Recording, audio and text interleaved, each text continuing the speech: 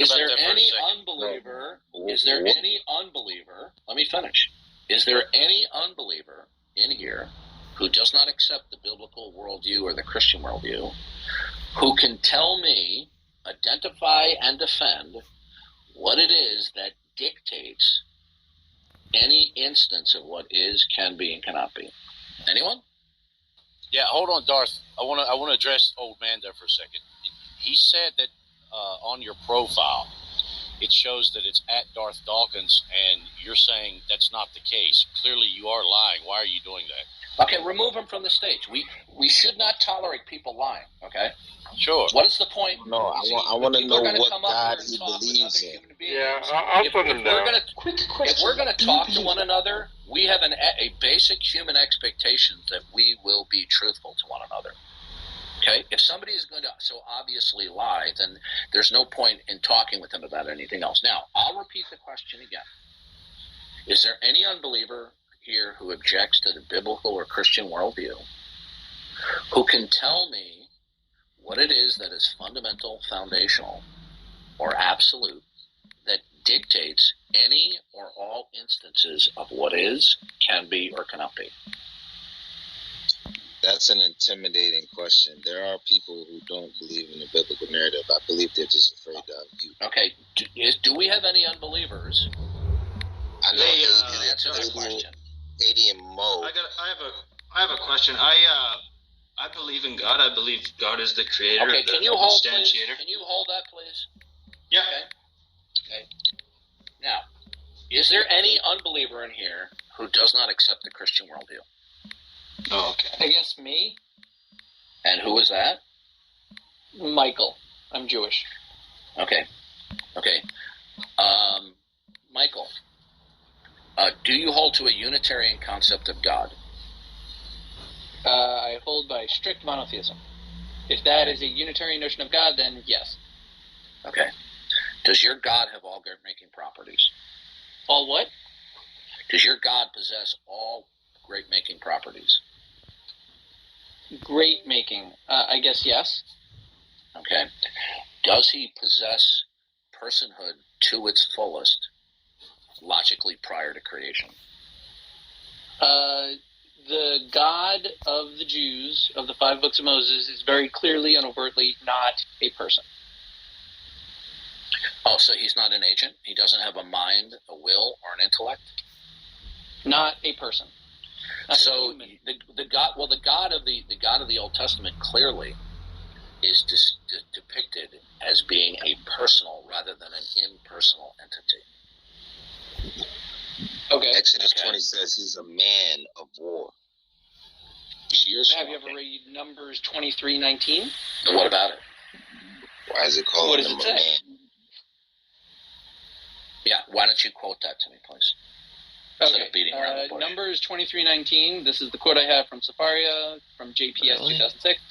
God is not human to be capricious, or mortal to have a change of heart. Would God speak and not act? Yeah, sir, promise and not did fulfill? you hear me mention the word mortal or human? I said personal.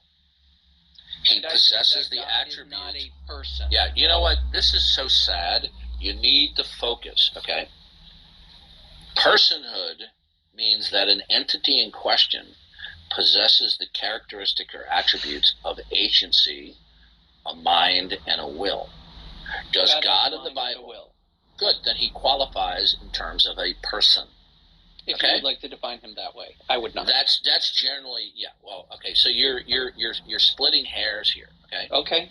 Now, does your God is he maximally personal? Maximally personal. Yeah. I'm not Does sure he have what you mean all? by that. Yeah. There's Does not he a possess the spectrum. characteristics of personhood. Shut up. Does God possess the characteristics of personhood to its fullest without lack?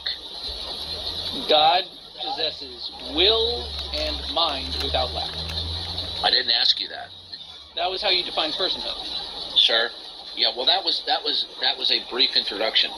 Is your God relational in terms of his personhood logically prior to creation? I'm not sure what you mean by that.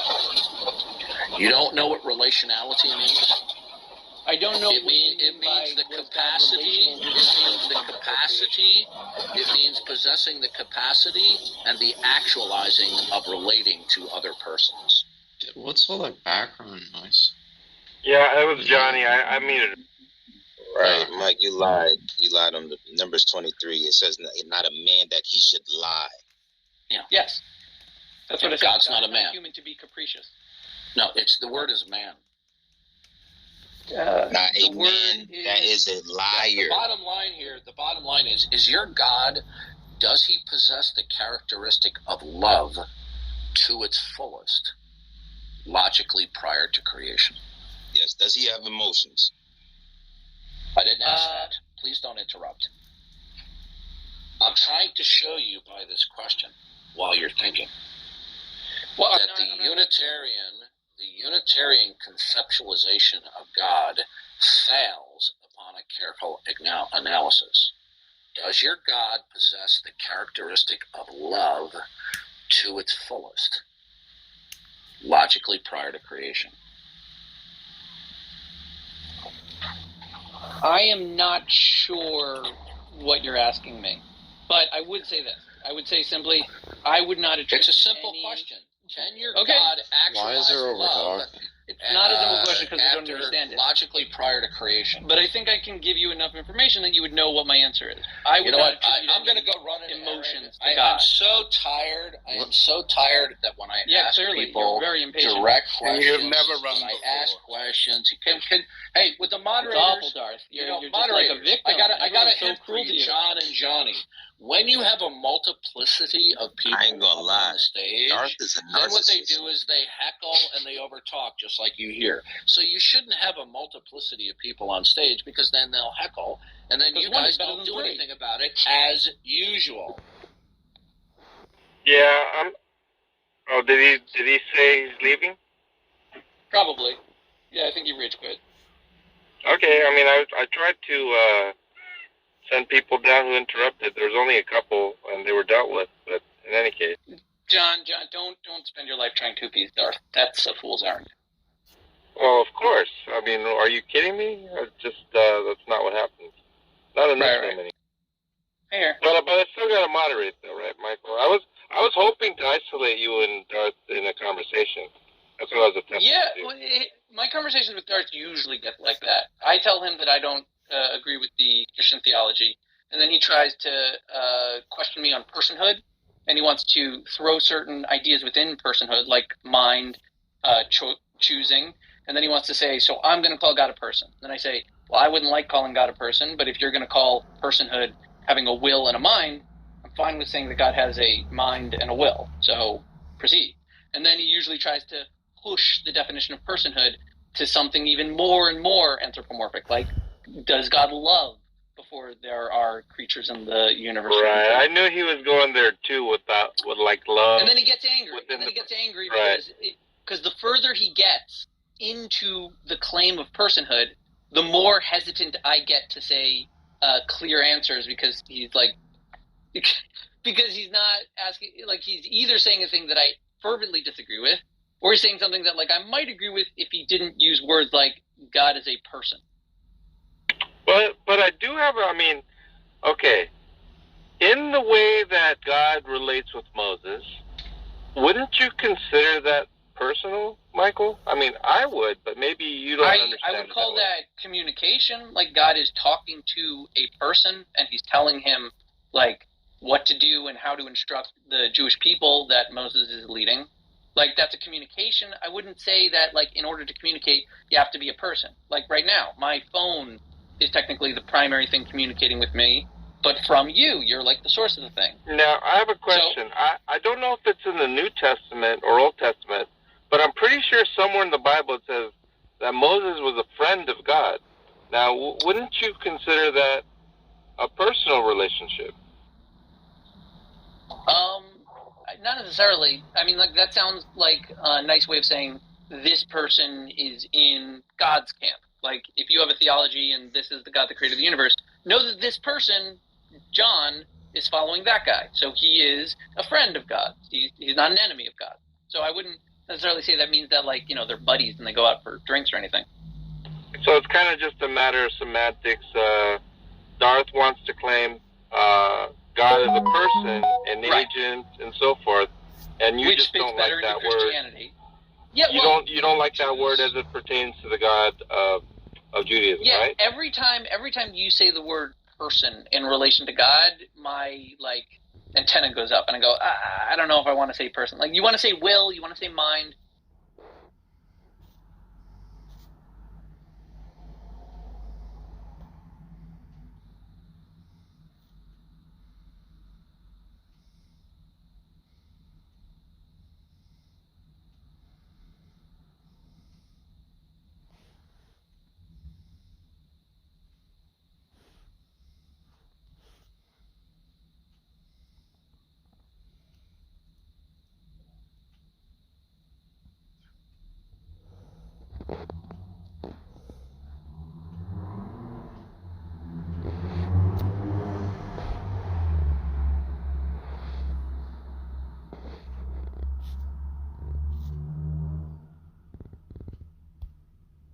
We will never pass this way again.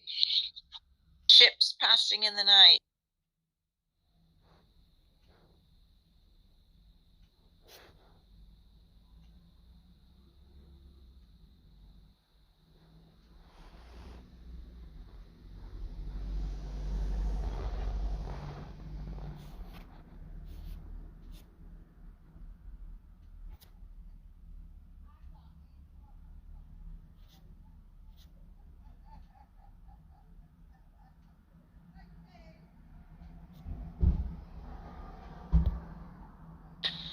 Yeah.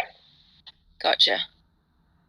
So, are you the kind of agnostic, like, not like a Matt Dillahunty, agnostic atheist? Are you like a true agnostic? True agnostic. That's no true agnostic. Yeah.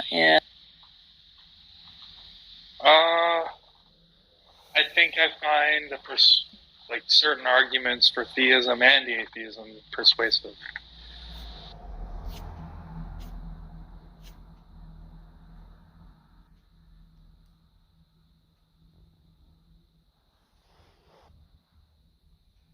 Does that mean there's a chance? One moment, I'm on the phone. God, what is the evidence that the ultimate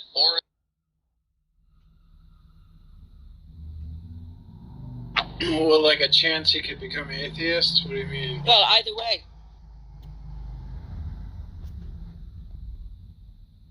Or he could be the sort of agnostic that thinks he could never know, right? I'm not sure.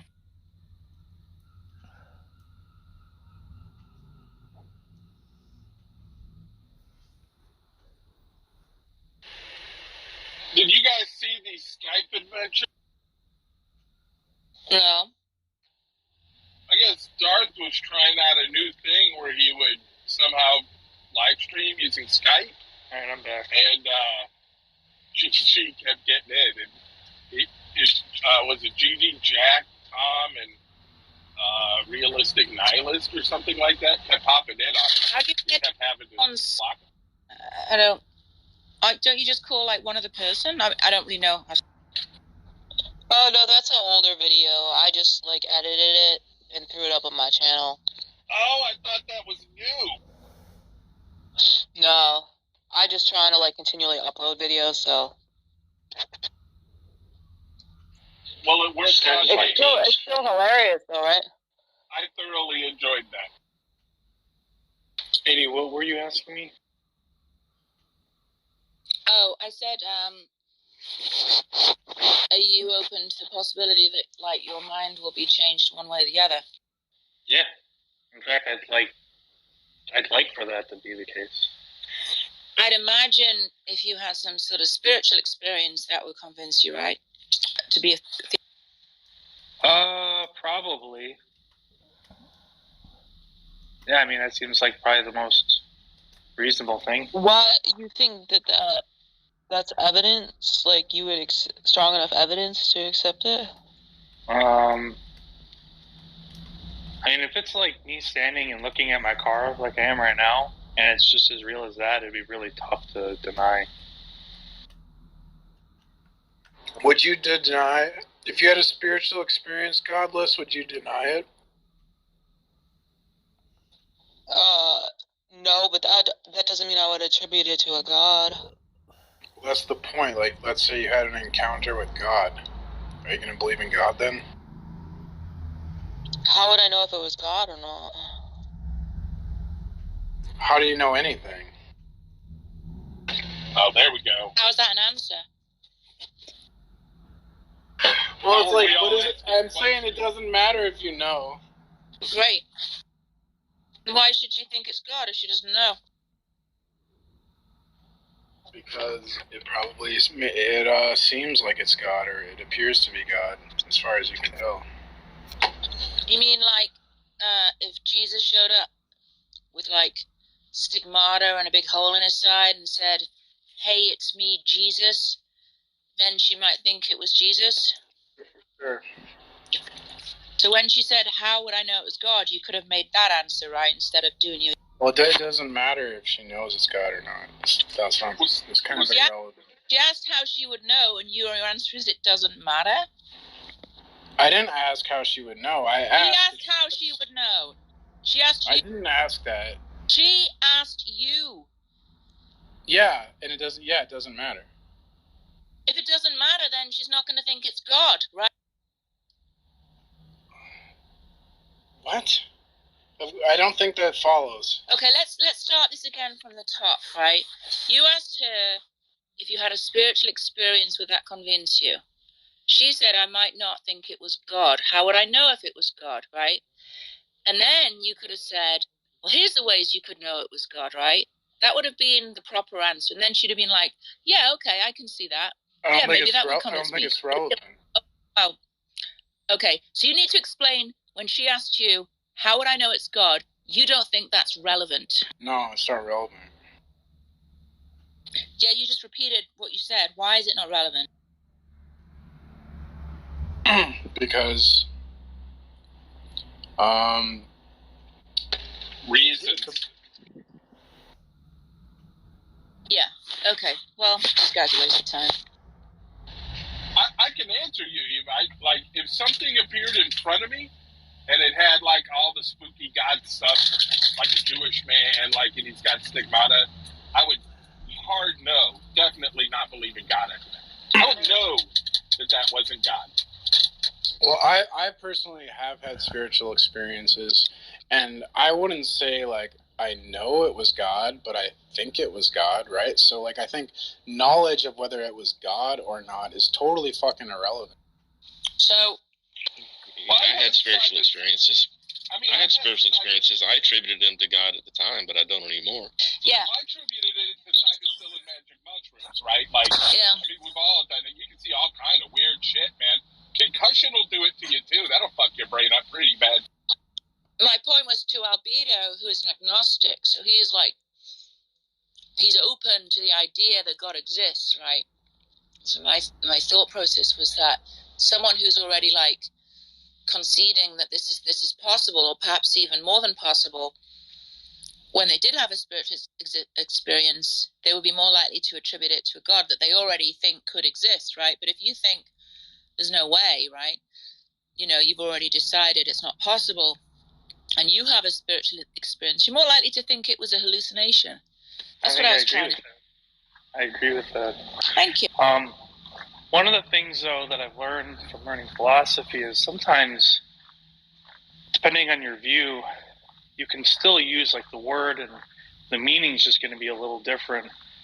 And so, like, under physicalism, mind still references something, but it doesn't. Well, it depends on the physicalism, but mind just is brain stuff. And so, like, what we've been saying about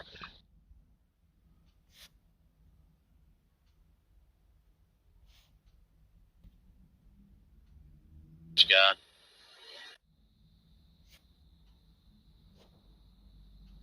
They all left.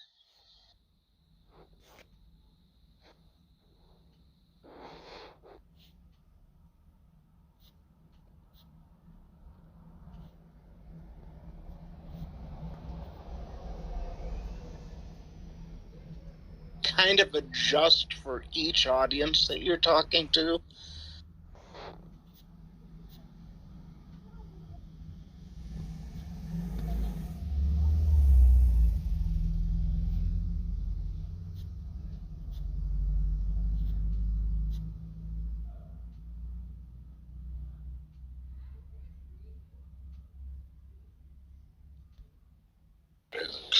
Okay, we might be talking a little bit apples and oranges because I was referring specifically to the language in the Bible. Language has changed so dramatically since the Bible was written that I think it's hard for a lot of people to make sense of the way that people were talking 2,000 years ago with what they knew and believed then.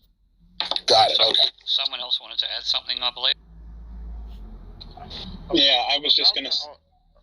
No, someone. No, go ahead. I think whoever's speaking, you need to crank up your volume a bit because it comes from very faint, just Liam.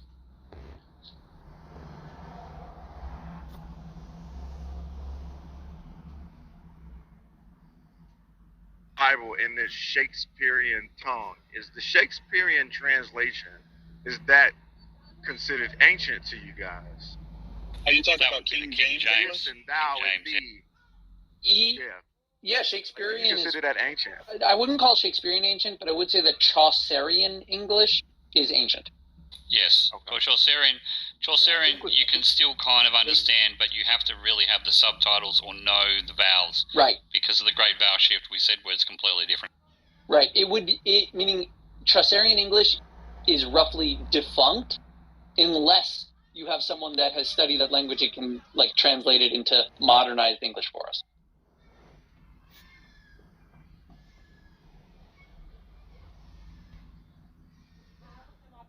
Balking. Well, people get frustrated with that. And then when they want to chime in, he says, "Oh, moderators, you need to do something about this." Well, look, if you're controlling a room and no one else gets to talk, people are going to get a little. Is it open to people to plug in what they want, or? Well, think of it this way.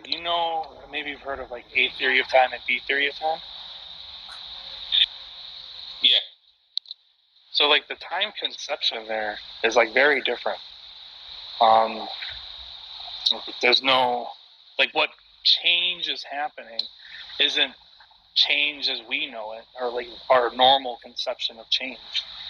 And so it's essentially just being rebranded to fit some new models in physics or whatever. And people seem really open to those types of things changing. I'm not sure why it would be a problem to think God could be something like that. So Yeah, but you're going to get pushback from people who follow these books that say it couldn't be that, right? Yeah, I'm sure that would happen, but it would be tough to look. If there's some consciousness after death, they're gonna find out what it is, right? And do you think that they're gonna look at this thing's face and be like,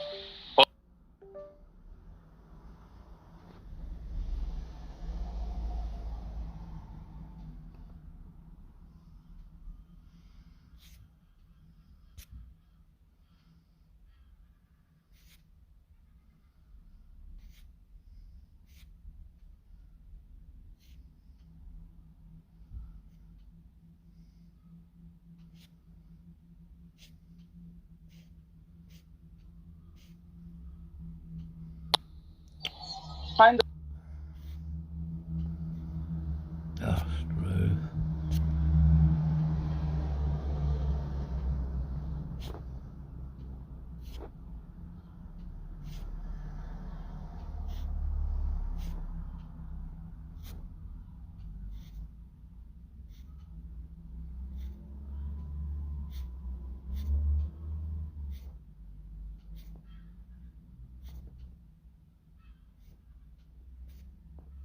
Oh, where's that room gone? He must have deleted it. Oh.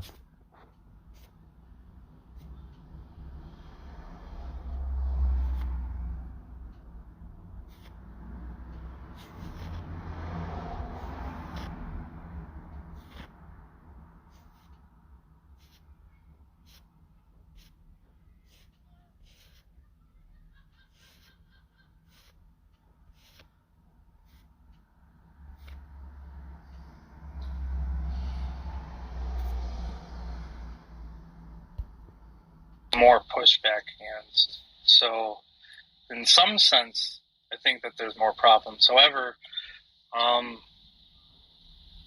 it's not that I think that they couldn't be true. I think those are separated. So do you believe the Christian God exists? No. Would you assert that the Christian God does not exist? No. Would you assert that any God does or does not exist? No.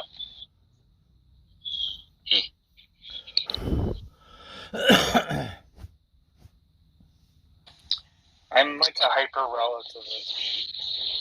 So you had me, like, I intuitively want to look at the world in terms of there must be a cause, right? Because my finite mind just looks at the world that way. It's intuitively. I think humans think that way.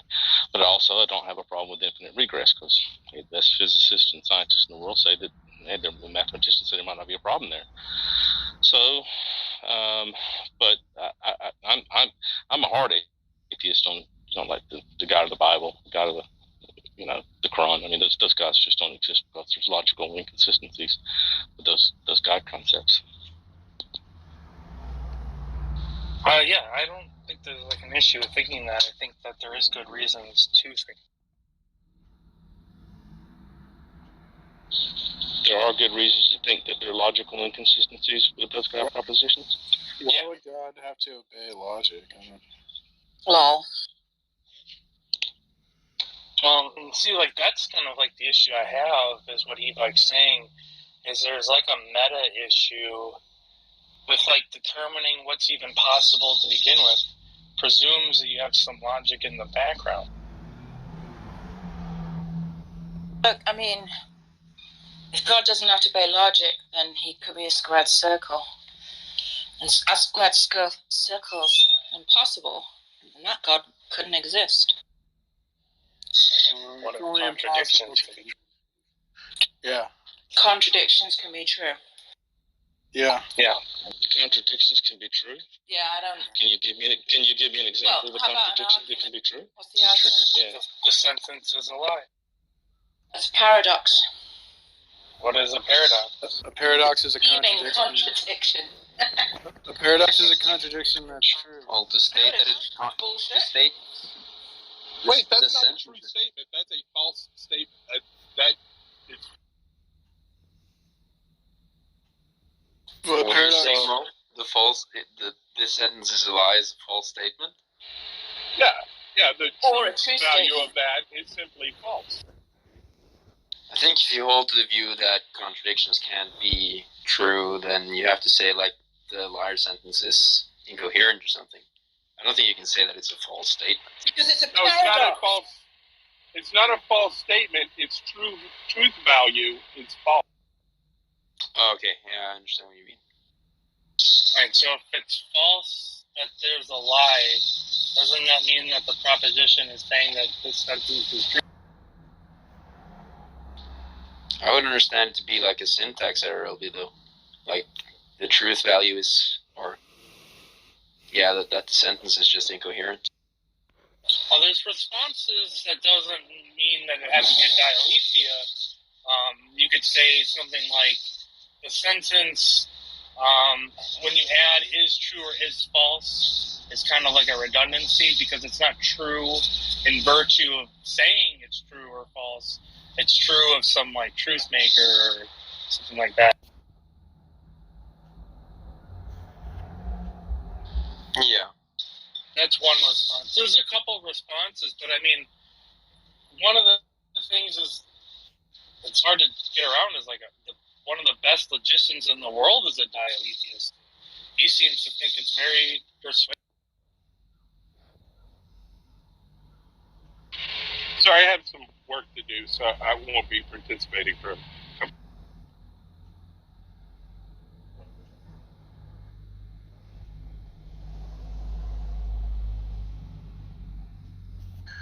I mean, even if you get around this one, I mean, law of excluded middle also gets denied. I mean, you can talk to Detroit about that because that's what he does.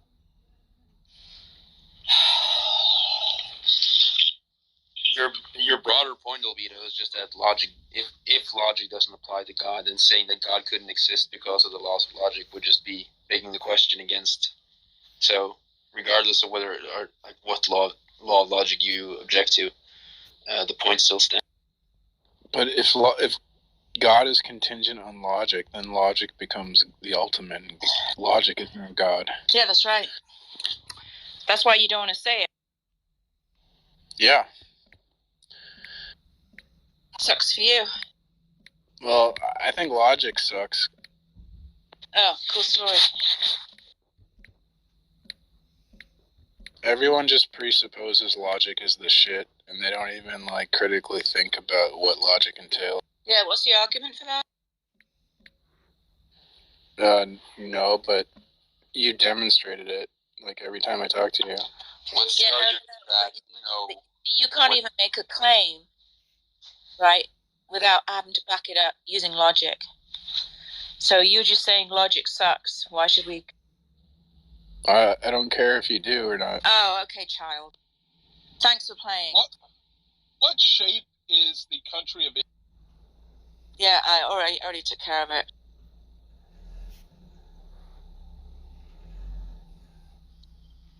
Yo, Godless, I found a video of you roasting Darth for like half an hour while he just sits there and takes it last night.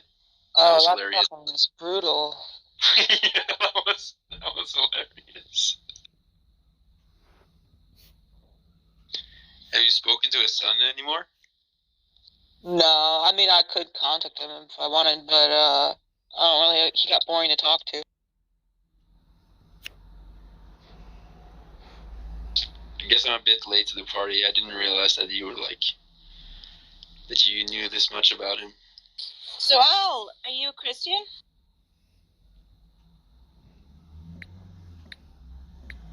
Yeah, Josh and I and Jack were the first ones to have his docs before it even became public. No, I'm not a Christian. Do you want to tell us how you identify? Sure. Metaphysically speaking? Yeah, I would consider myself an atheist. I've been an atheist for, I would say, all my life, but I did go through a spell where I really tried sincerely to be a Christian. Just didn't work out. That's interesting. You would have wanted to be a Christian. I'm married to a believer. You wanted to be a Christian, but you couldn't. You didn't become convinced, right?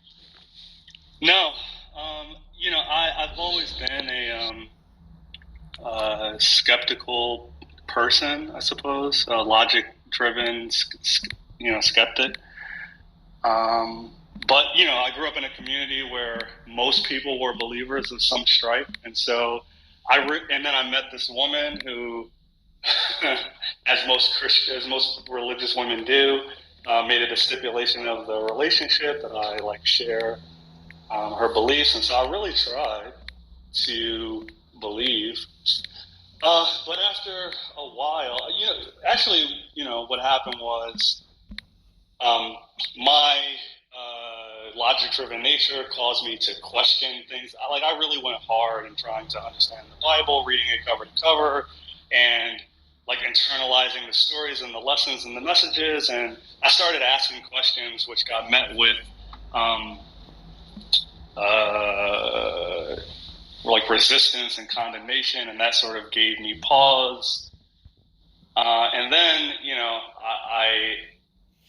I started reading about other religions. I think I read this book called World Religions, which covered Hinduism, Buddhism, Tao Buddhism, and Zen Buddhism, and I don't mean to stop your story. I was just no, that's fine. I'm rambling. Well, what logic do you think is? Because you're skeptic, are you skeptical? Yeah, you're roboting a little bit. You're breaking up, Albedo. Matt, I don't know how much you heard of Al's story. Were you listening? Matt, Adam? Okay. Okay. So, I'm just going to paraphrase. He's an atheist. He married to a Christian lady. Desperately wanted to become a Christian. Did everything he was supposed to do. Read the Bible. Opened his heart. Blah, blah, blah. Yada, yada. Nothing. Still an atheist. So this is an example. Do you remember we were talking about divine hiddenness, Matt? This is an example of a non-resistant non-believer. It just didn't happen for him. Now, are you going to tell him that he wasn't like truly trying to find God or something? Well, I would say that if he resisted the information he received, then he wouldn't count as someone who was non-resistant. Because you remember when I was arguing, I said once someone receives information that they've never heard before, and then they reject that information or don't believe that information, then I wouldn't call them someone who was a non-resistant non-believer. Yeah, but he didn't resist the information. He read the Bible. He tried really hard. He wasn't resisting at all. Question from Jamie Russell. Well, I appreciate it. Question: Can we we measure age like other scientific measurements? Whoever wants to start. Yeah, the whole I mean, measure age. You would have to demonstrate he was yes. I'm a little confused by it.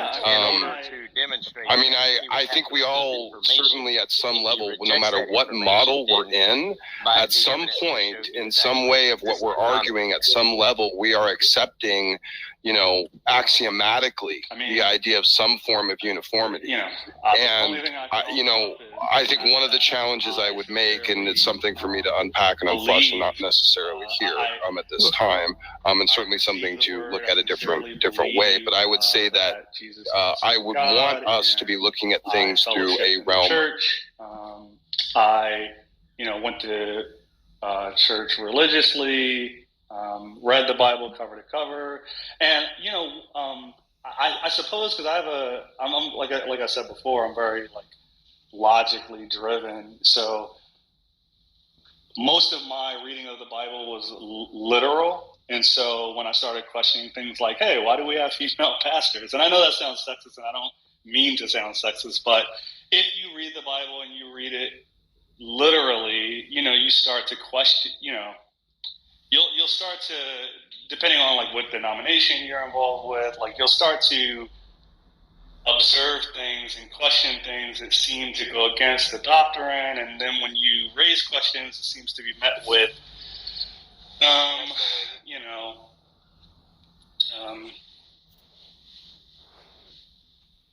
so I don't know if you'll accept that as evidence of my being a Christian, but I believe that I was sincere in my accepting of the scriptures. I just,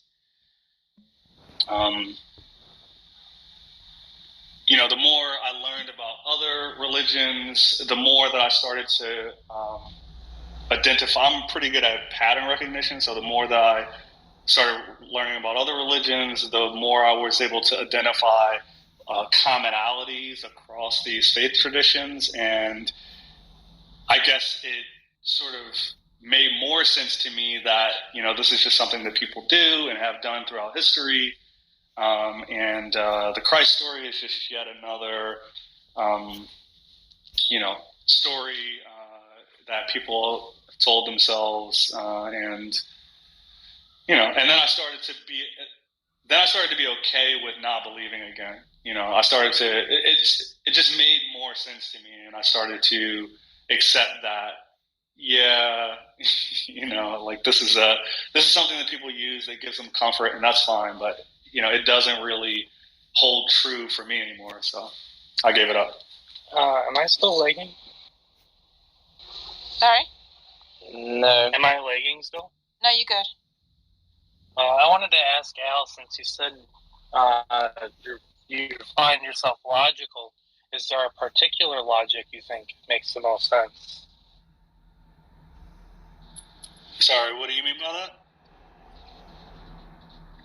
There's different kinds of logics. So I was just curious as to which one you think makes the most sense. I'm not familiar with the different forms of logic. I've heard of them, but I don't know what they mean by name.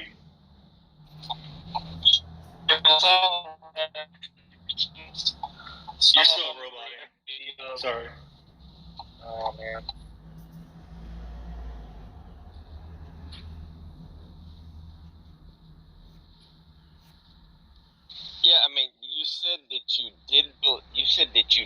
believe Jesus as your Savior and then you quit believing Jesus? Is that what I thought I heard you say? Or you were just open to it?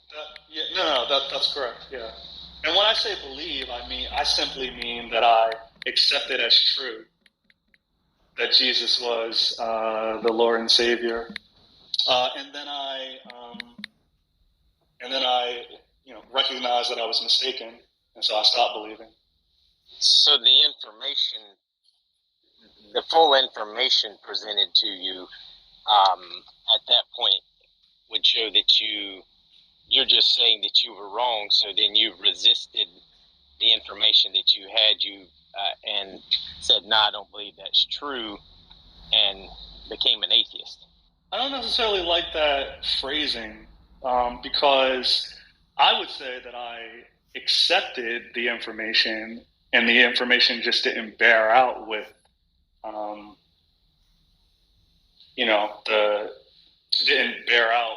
with the conclusion that I had thought I would arrive at, after accepting all of the information. Does that make sense?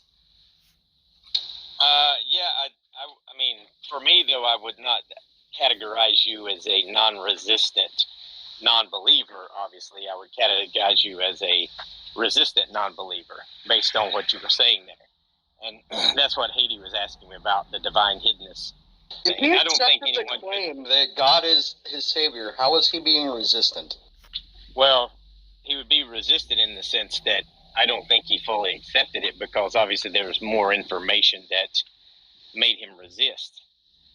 In the process of receiving the information, you might could say he was saying, "Oh, okay, well, I accept this at the point," but that's once the information he had was done, then ultimately he resisted. So that's why I was saying you could never really establish whether someone is a non-resistant non-believer to begin with. It would just have to be assumed. Yeah, so would it be true to say that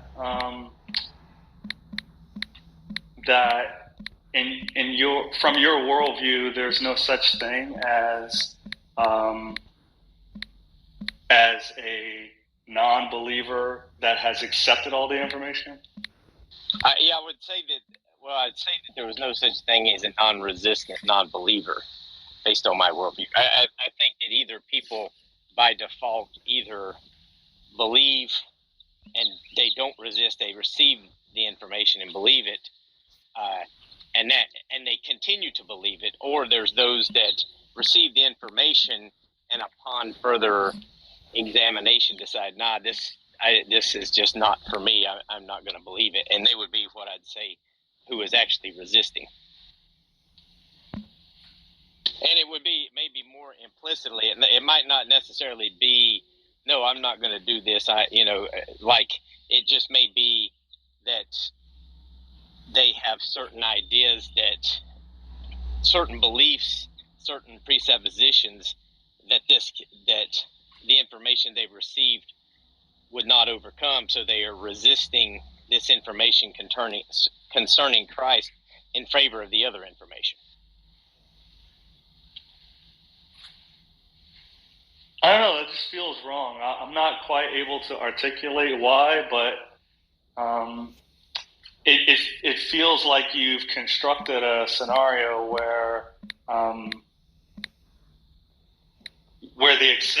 it's sort of like an unfalsifiable, It's not proposition. It's just that he categorizes people. He basically couldn't be skeptical of his position. If you don't accept it, you're just resisting it. That's just what. Yeah, I'll try to put the argument in the chat that kind of, I think, refutes. Just say divine hiddenness. Just say it. Well, I'm going to have to go back to work, so I'm going to have to just do it in the chat, and you guys can talk about it. Well, I'll read it if you'd like me to read it, but then you'd probably want me to repeat it. And I figured if I had it in the chat, you could just read it over and over without me having to repeat it. We're having a conversation. Just tell us premise one, and we'll go from there. Okay, hold on. Well, here we go. Premise one: in order for a person to be non-resistantly in a state of non-belief, they would have to have received no previous information concerning God's existence to accept or dismiss. upon receiving upon receiving novel information concerning God's existence, the person would either accept or dismiss it. Premise 3, if the person accepts this information concerning God's existence, then this is evidence God exists based on the divine hiddenness argument. Premise 4, if the person dismisses this novel information concerning God's existence, then it is demonstrated the person was a non-resistant non-believer. Conclusion, premise 4 of divine hiddenness cannot be established, so the argument fails. Isn't premise 1, I'm not really versed in logic, but isn't premise 1 big in the question? Premise 4, well, this is based off of the actual divine hiddenness argument. And premise 4 of the divine hiddenness argument that Schellenberg gives is that there are people who are in a state of non-resistant non-belief, meaning that they just haven't received the information, but there's some that would believe if they received the information, and that they never received this information, and they try to argue that this is an evidence against an unloving God because they lived their whole life in this state.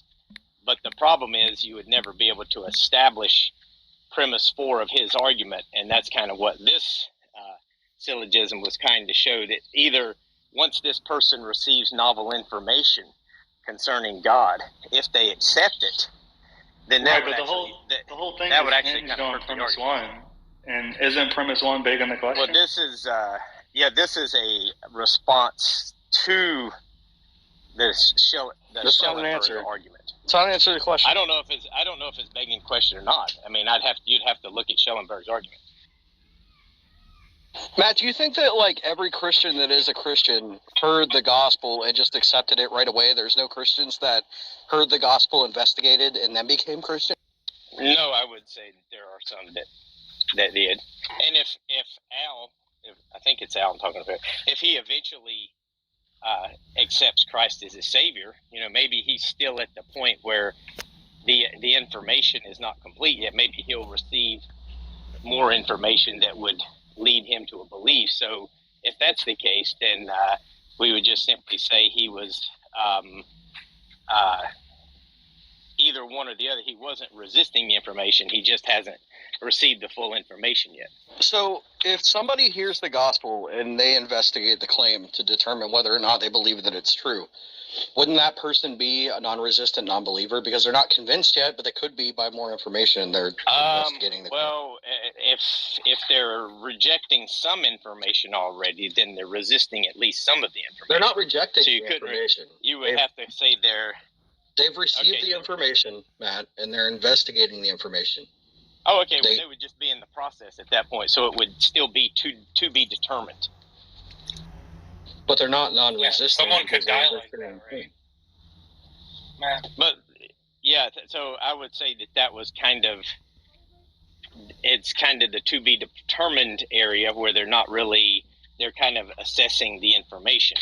But once they take a position on this information, like if someone were to say, well, this is evidence for God, and they would say, no, I don't see that as evidence for God, then you'd have to say, well, they're resisting information, so there would not be a non-resistant non-believer. So by that criteria that you just described, there can't be non-resistant non-believers, but you also think that people can believe or can hear the gospel, believe in it, but not be completely convinced.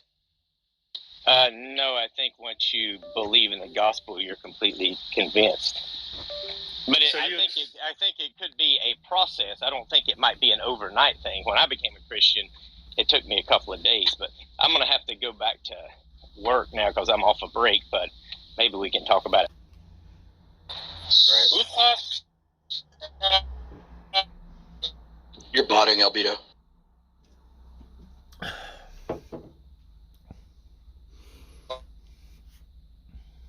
And it's still botting.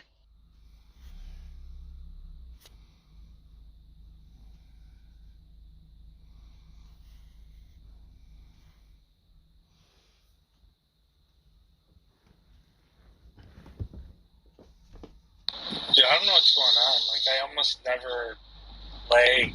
Right?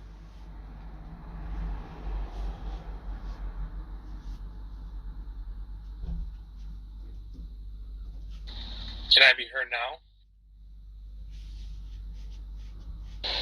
Yeah, I heard you.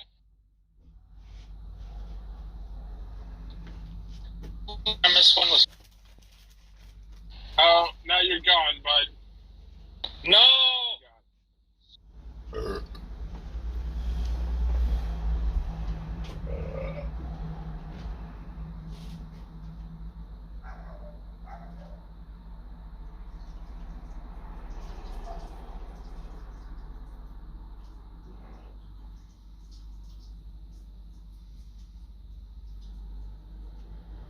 Can I be heard now?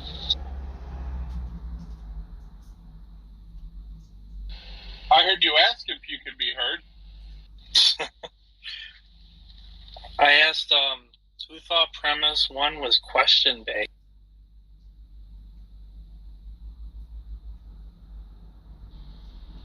I did, because I don't remember verbatim what premise one was, but he seemed to be saying that if you, that the only way to be a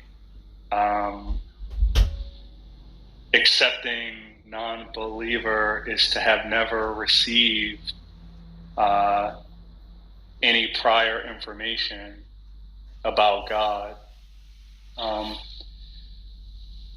I thought that was question begging because. Well, what do you think question begging is? Maybe we should start there. Wait. Yeah, I see now as I'm thinking it through that it's not question begging, but question begging, as I understand it, is including the conclusion and the premise of an argument. You know. Okay. We didn't even get to the conclusion, and you said it was question begging.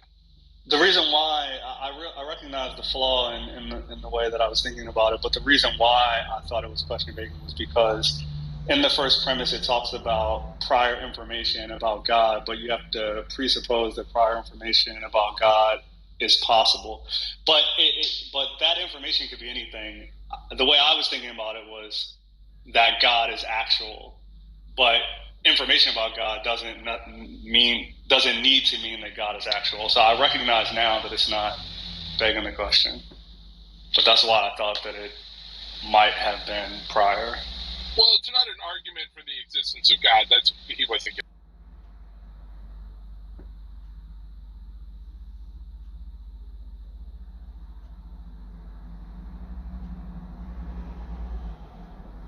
I saw an issue in premise too.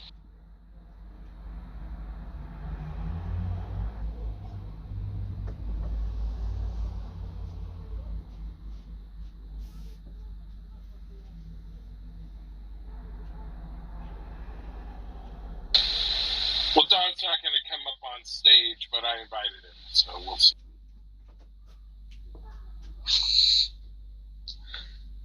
Hey, Tom, are you there?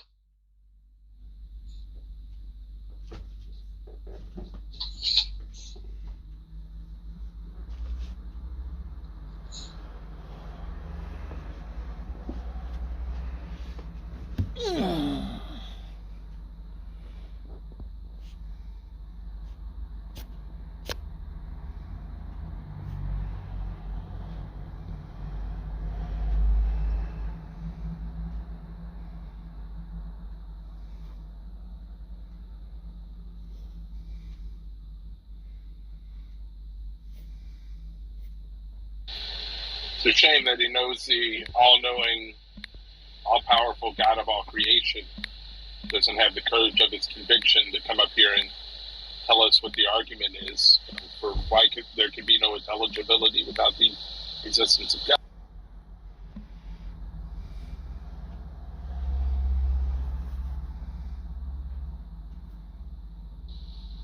What strikes me as interesting is why presuppositionalists feel that their argumentation is necessary. From what I remember when I was religious and studying religion, the truth of the gospel is supposed to be evident. So I don't know what it's like to be a presuppositionalist, but I would imagine, you've got to feel a little like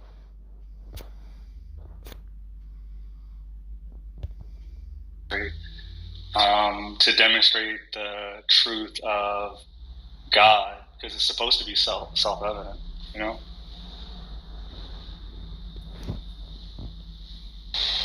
Well, it's the go-to apologetic when you can't defend like your worldview, right? Like it's based on just that bald assertion that there can't be intelligibility without the existence of God. But when you ask him to back that up or provide some sort of argumentation, right? Like he did this to me earlier, he just repeated himself and then had the mods remove me from the stage, right? I mean, if he had a defense, ostensibly he would give it, but none of them can. None of them ever.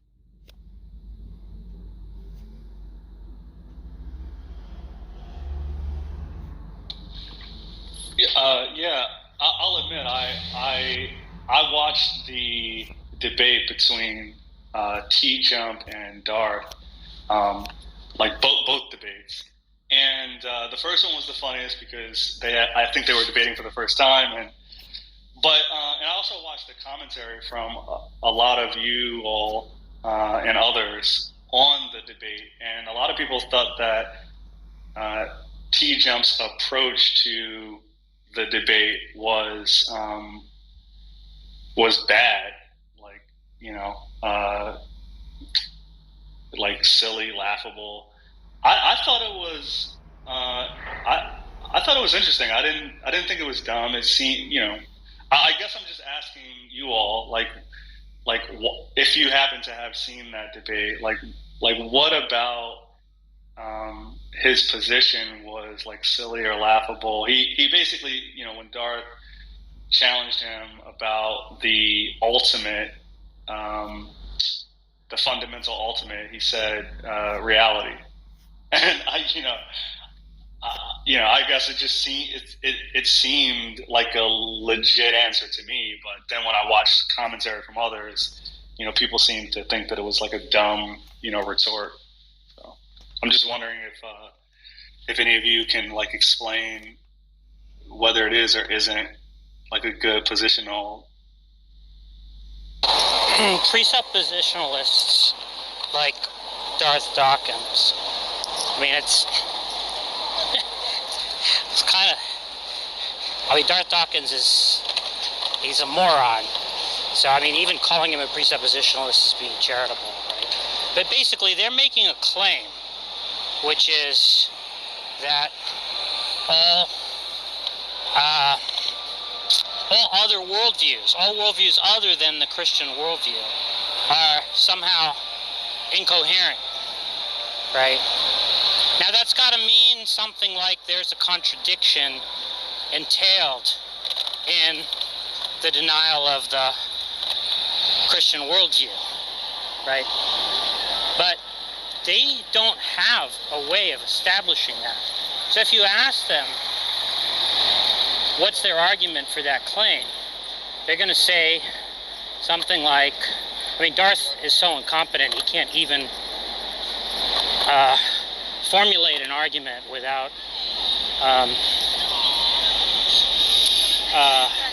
affirming the consequent. But like if if you steel man what he's trying, if you sort of get at what he's trying to say, he wants to say something like this. That knowledge and intelligibility, or whatever, it's not even clear what they mean by intelligibility, but that's a whole other shit. The thing you have to learn with people like Darth Dawkins is they throw around these words like intelligibility, but when you ask them to define them, they just start spouting a bunch of gibberish. But let's just grant there's such a thing as intelligibility, it's a coherent concept, whatever. And, same with knowledge. So, knowledge and intelligibility are possible if and only if the Christian God exists, right? Since knowledge and intelligibility are possible, presumably, because most people are going to affirm that, right? It's going to be you can validly infer from the first premise, from the conjunction of those two premises, you can validly infer that the Christian God must exist, right? Problem is, why would anybody accept the first premise, right? Now, if you ask Darth Dawkins, what's the argument for the first premise, right? The most I've ever heard him say was, and this is something a lot of other presuppositionalists parrot, is they say, due to the impossibility of the contrary. But saying that it's impossible to deny that knowledge and intelligibility are possible if and only if the Christian God exists, right, is just to reaffirm the claim. Because the claim is necessarily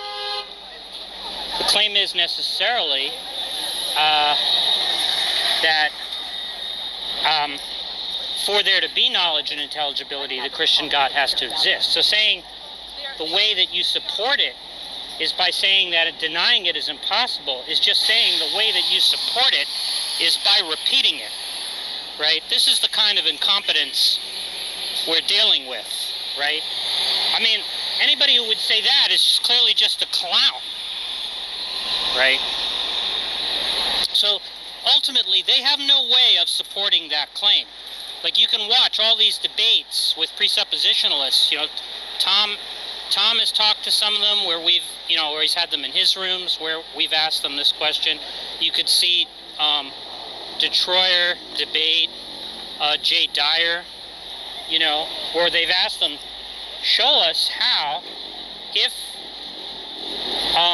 we were to deny the Christian worldview, we would necessarily be unable to have knowledge or intelligibility. They can't do it. What they typically do is start asking you questions, right? Like, how do you have knowledge and intelligibility on your worldview, right? Now, most people don't have an answer to that question, so they say, I don't know. And then Darth, right, stupidly says, oh, so your worldview is based on I don't know, right? But of course, that doesn't establish that Christianity is true, which is what the burden is on them to show, right? The fact that somebody doesn't have an answer to that question doesn't show that Christianity is true. It just means they don't have an answer to that question, right? And they can't establish that Christianity is true. They have no argument for that. The only way anybody's ever tried to establish that Christianity was true, right, was through evidential arguments. So you might do something like make an argument from facts reported in the Bible that the best explanation for why Jesus, for how it is that Jesus was resurrected was that he was the Son of God or something like that, right? That would be an evidential argument. Okay, thank you. Thank you, my friend. That would be an evidential argument that would, that if it were a good argument, I mean, those arguments are usually not very good. Well, I guess probably always, but, that's at least sort of like a serious way you could try to support the claim that Christianity is true, right? But presuppositionalists deny, they tend to reject evidentialist arguments because they say something like, evidentialist arguments just presuppose that there's sort of like a coherent concept of evidence that could exist without Christianity being true. And that's just to deny the presuppositionalist thesis, right? Which is that you have to borrow from the Christian worldview even to have a concept of evidence, right? Which again is just another claim that they can't support, right? They can't establish that claim. Because in order to establish that claim, you'd have to show that there's some contradiction entailed, right, by simply saying the Christian God does not exist, right? Nobody has an argument like that. You know, like that. You know, I mean, you could probably make an argument that denying that God exists entails a contradiction. I don't think it would be a successful argument, but you could probably make an argument like that. But how could you make an argument that denying that the Christian God exists entails a contradiction, right? That somehow just by saying there was no God who was incarnated in Judea, you know, in the early 1st century, or whatever, you know, and all these other propositions, that just to deny that commits me to have a contradictory worldview. It's just easy, right? And so, of course, you know, this is well understood by almost all other Christian apologists, right? And why presuppositionalism is not taken seriously in philosophy of religion. And, you know, even somebody like William Lane Craig, you know, Darth Dawkins used to be a William Lane Craig parrot, right? He used to be an evidentialist, right? And he got so badly hammered on the evidentialist arguments, you know, because he didn't know how to run them, and he didn't know how to answer the tough objections. So he just abandoned ship and switched to presuppositionalism, which is much easier to run. But even William Lane Craig, right, if you look at this book, I think it's called 5 Views on Apologetics or something like that, you know, and the very opening sentence is something like, presuppositionalism rests on a logical howler, the fallacy of begging the question. And, you know, this has been brought to Darth Dawkins' attention before, you know, and, you know, he just basically misdescribes what Craig says rather than address the argument, right, which is that presuppositionalists have no way of putting their argument forth without begging the question against the interlocutor, presumably, you know, an atheist, but I guess it could be anybody who's not a Christian. So I think that's sort of the real issue.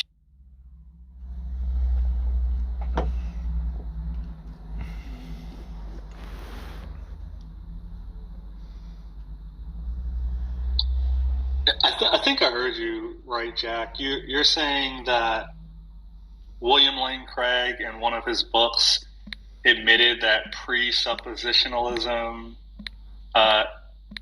suffers from begging the question? He admitted that? Yeah, he's not a presuppositionalist. He thinks it's silly. He thinks that presuppositionalist apologetics is bad apologetics because it relies on a basic fallacy, which is the fallacy of begging the question. You know, so obviously something that's fallacious at its root is not going to be a good apologetic method. Now, of course, one thing that's interesting about that essay, if you look at it, is he tries to say, even though presuppositionalism is question-begging, nonetheless, there is sort of a deep truth that presuppositionalists are sort of intuiting or something like that, which would be the basis for a good apologetic method, right, which is Reformed epistemology, which was developed by people like Alvin Plantinga, among others, you know, which has some affinities with presuppositionalism. You know, it's also rooted in certain Calvinist theological ideas, you know, but it doesn't fall, well, it doesn't at least prima facie fall afoul of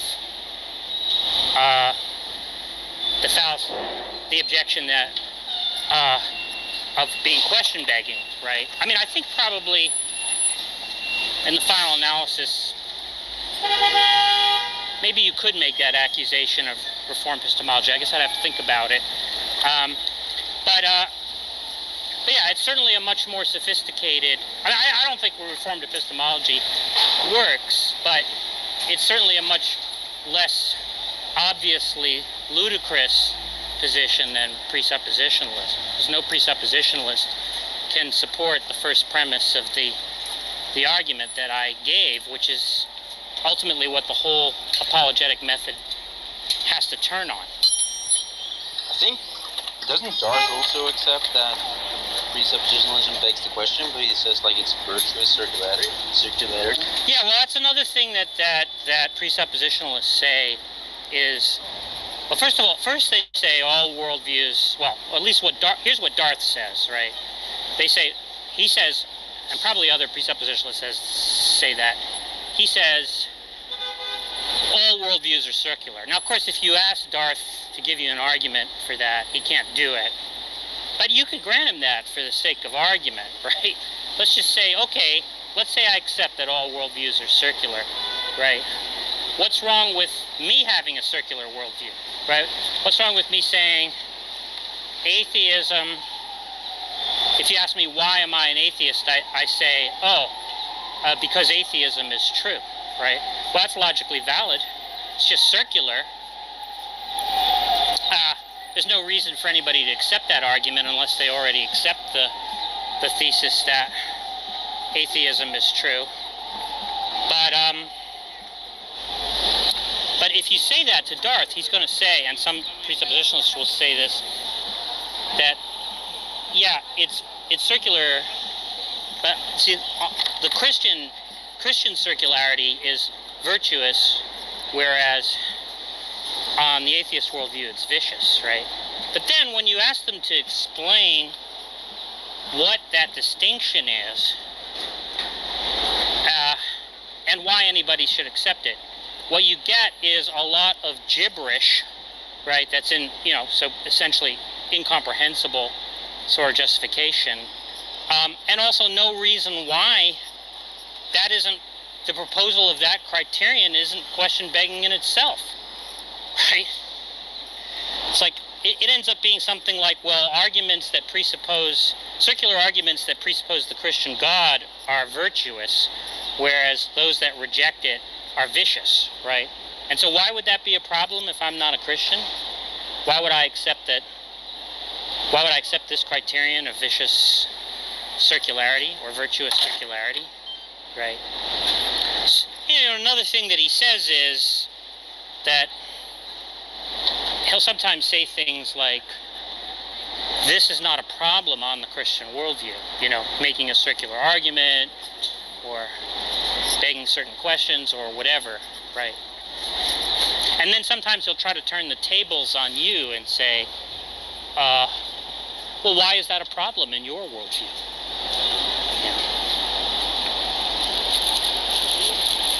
How do you know that, he'll just start to sort of ask you to explain how there's like a grounding for logic or, anything like that on a non-Christian worldview, which of course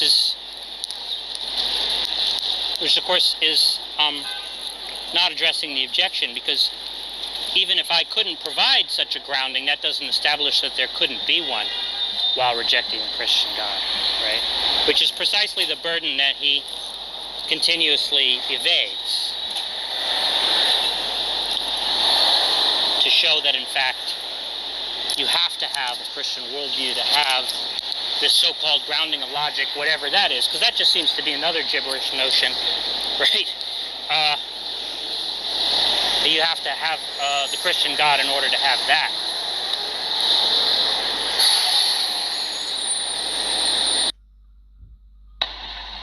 He'll also say things like he's not reasoning in a circle, he's reasoning in a spiral. Or fuck. Well, I haven't heard that one, but I doubt if you asked him, explain the difference, that he'd be able to give you a clear account. Yeah, he doesn't even really try answering questions nowadays. He just, like I asked him, how is it that there's no intelligibility without the existence of God? And his response was to read me a Bible verse. I mean, there's just nothing. And then John Lee kicked me.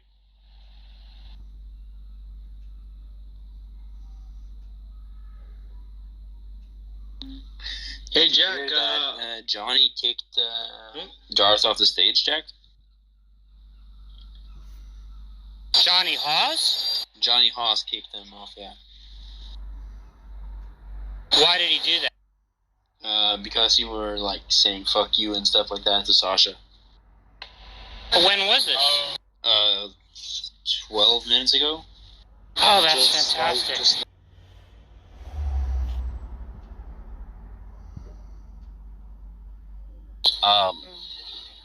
We make you mod, continue the room, but you argue on the theist's behalf. Oh, that's easy. What are you talking about? I don't even have a YouTube channel, Darth. Really? So Clubhouse Debates is not your channel? Have I seen Clubhouse Debates on YouTube? Yes. Is it my channel? Absolutely not. I find that hard to believe. Is there anything on there that says my name or anything? Okay, well, if you want to deny it, that's fine. Well, let's so, ask this. Are you an atheist? Well, first, Darth, I'll answer your question. I promise. Let me say that I'm very well aware of you. I have seen a lot of Tom Rabbit videos. I have seen a lot of things. Now, I understand that a lot of times those videos are made to make you look like a fool, which I don't think you are. Well, they don't make me look like a fool at all. Well, I know. I'm saying the intention behind them is to poke fun. Oh or yeah, agitate I agree or with that. The intention behind it, yeah, the clickbait titles. But I have heard you at length in discussion, and I think you're an educated man. I think that sometimes you're a bit short-tempered, but I think that you are a serious interlocutor. And for good reason. Because I don't put up with people who outright lie to my face or who filibuster me or troll me.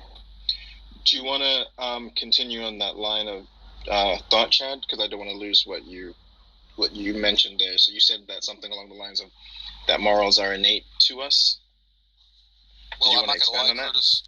I'm not going to lie, Curtis. Having a chance to talk to Darth is something I'm probably not going to have too much of an opportunity to do. So I really want to talk to him. I mean, if you want to, I'm sorry, but sure, no, that's fine. You can go ahead. So Chad, are you an atheist?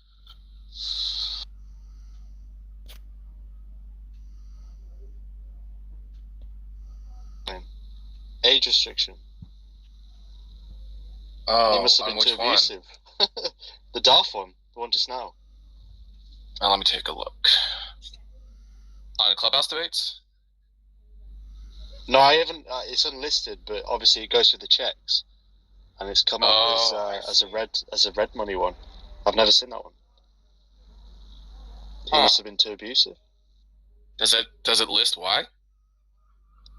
It says age restriction, but I have my videos at 18 plus anyway.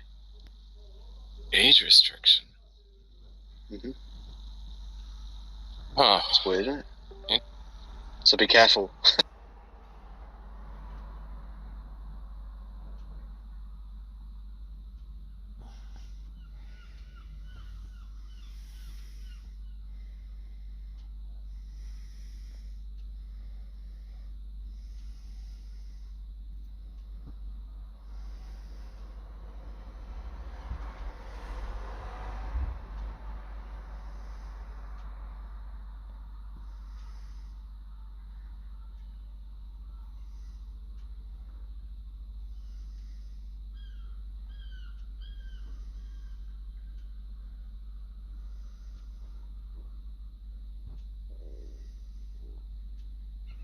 Yeah, it says ineligible for money. I'm sorry to hear that, Darth. I wasn't going to upload anyway. I thought you was. Well, I'm sorry to hear that you did upload something, even unlisted, and it's ineligible. We'll see what happens.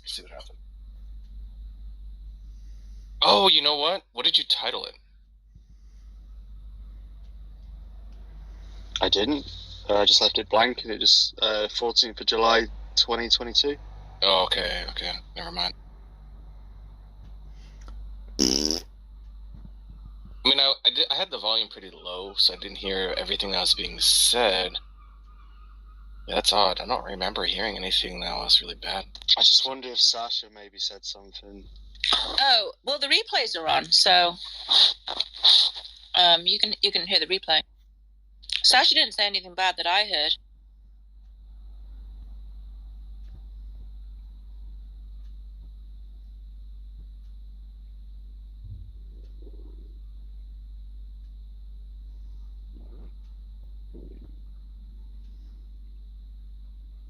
They just closed the room.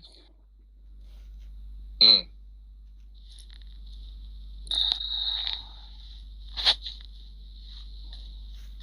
The part I heard was when Sasha asked Darth to clarify what he meant by concrete, and Darth screamed, "Fuck you," at her. And then Johnny sent him down. And then Darth was rage texting Johnny afterwards. So I think Johnny may be blocked. It's hilarious. It was funny. Good on Johnny. Yeah, though. pretty soon John Lee's gonna be blocked. Well, he's already blocked. Darth never unblocked him. Oh, really? Oh. Yeah, but if there's a way to like double block, he would do that. Are you doing a premiere, Tom? Of what, the Sasha thing? No, the John Lee thing. No, I'm actually still recording some things to gather all the videos, because I need the recording that I recorded last night, where Daz and then Matt Adams tell him about it. So I'm going to use that as the main video, and I'm going to splice in John saying what people say he says in that. So then I had to go back and record that like clean. Oh, that's a lot of work. Yeah.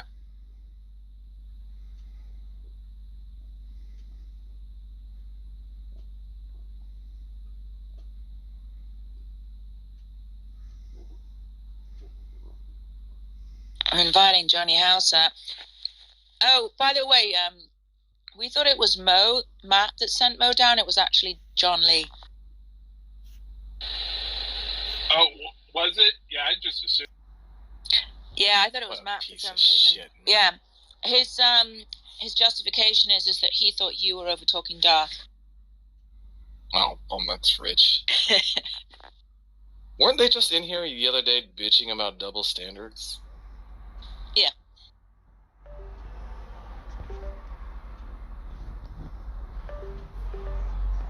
Oh, actually, I think Johnny's working.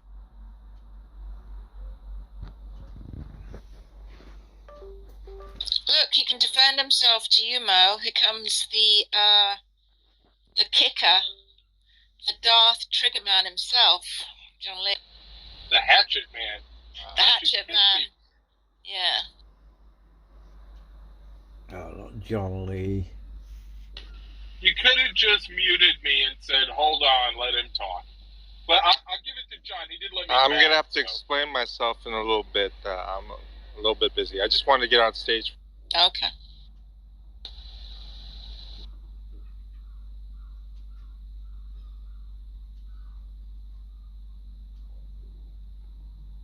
So I said to Mac, do you still think Darth is a top debater?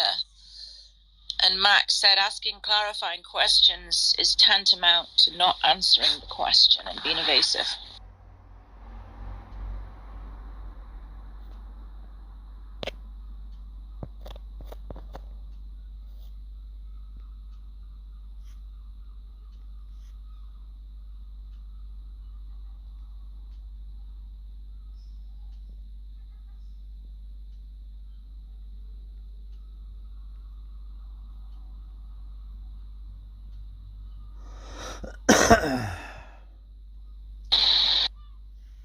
Yeah, the restrictions puzzle me because I have 18 plus on my videos anyway.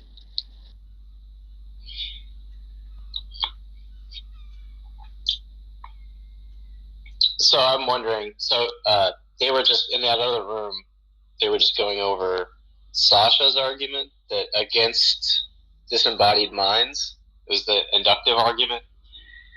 And then Johnny said, that's a black swan fallacy. And then he said, you've got to have some explanation for minds. And, like, God would be the explanation, obviously. But I think saying that that's a black swan fallacy is something like saying,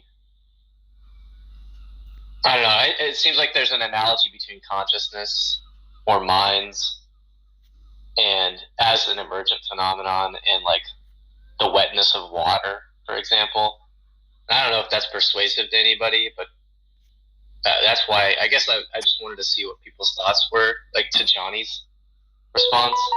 Well, I don't know if it's a black swan fallacy because she wasn't making like a definitive claim. She was just saying all the minds are not disembodied. So wasn't she just saying like I have no reason to believe in any disembodied minds, something like that? I mean, isn't the fact that it was an inductive argument mean that it can't be a black swan fallacy? It's inductive. Your audio is so bad, Daly, I couldn't even understand what you... But you wouldn't say every inductive argument is a black swan fallacy, right? I think Johnny would. I think you can technically call it a black swan fallacy, actually. I don't think you could. No, I don't think you could, because from what I remember, the conclusion of Sasha's argument is that it's reasonable to believe, not that it is the case that there are no disembodied. Correct? Is my audio any better? Yeah. Yeah. Okay. Yeah. I agree with Tom. If you're making it's more reasonable argument then it's not a fallacy. Yeah. You agree with Tom? Black swan fallacy. You agree with Tom? I said that exact same thing. Well, yeah, I agree with both of you. Yeah, thanks. The black swan fallacy is fallacious because it doesn't follow that it's necessarily the case that there are no black swans, right? There could be black swans. I mean, to go along with clarity, the pre-suppers don't want inductive, reasonable assumption. Like they want a deductive argument, even if they. Yeah, but the point is that it's still rational. The point is, if something is probably true, right, it's still rational to believe it. And by the way, Haiti, I think when you said it, it was a Gettier case.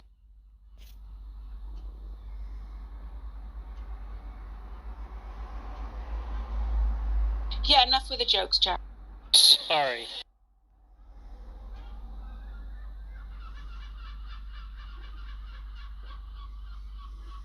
Well, so what happened? What about this?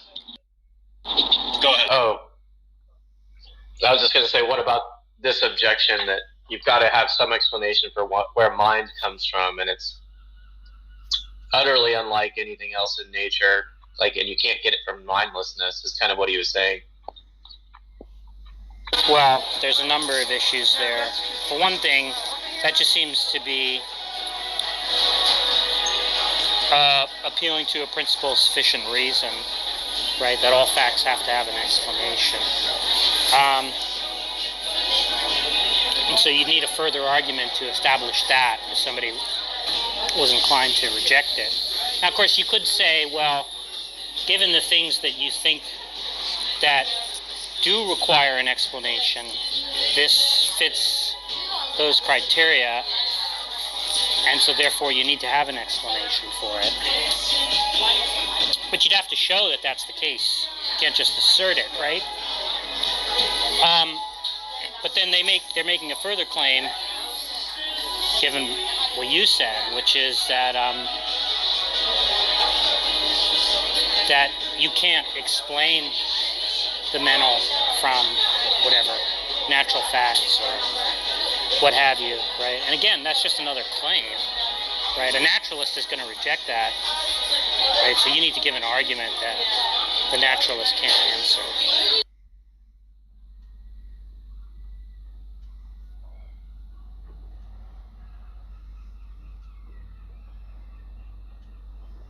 But look, here's a way to think about it.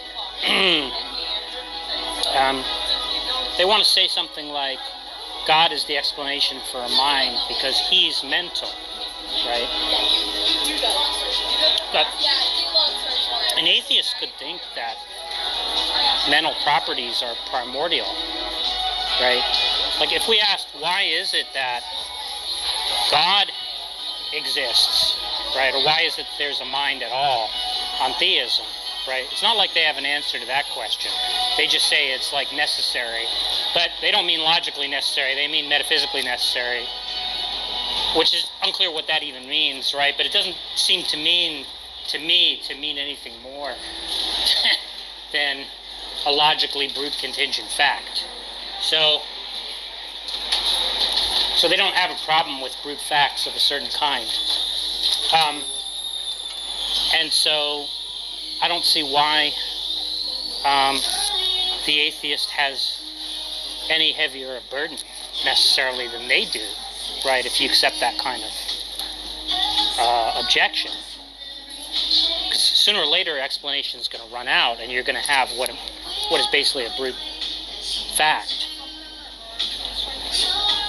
So you could argue the opposite way. Well, I don't need to posit some unusual mind, right? A mind that doesn't presuppose a body or has all these like bizarre properties of being like outside of time, whatever, being omnipotent, you know. I can just discard all of that. So why wouldn't my view be more explanatorily virtuous on that basis?